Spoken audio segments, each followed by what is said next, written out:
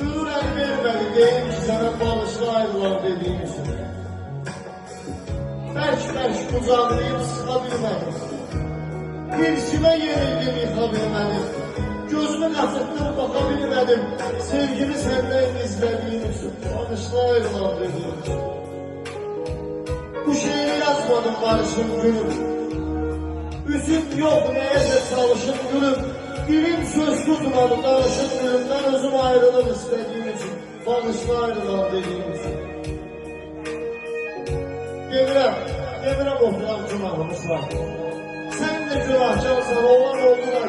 Yerine düştü bu bir istekansa eşkimin acısını yediğim için. Bağışla ayrılan dediğim için. Yanamla maralı keçti son görüş. Özün de bilirsen yok geri dönüş. Səkidən səkiyə olan bu yürüş. Değerli bir saat gözlediğim için. Bağışla ayrılan dediğim için. Bağışla ayrılan dediğim için.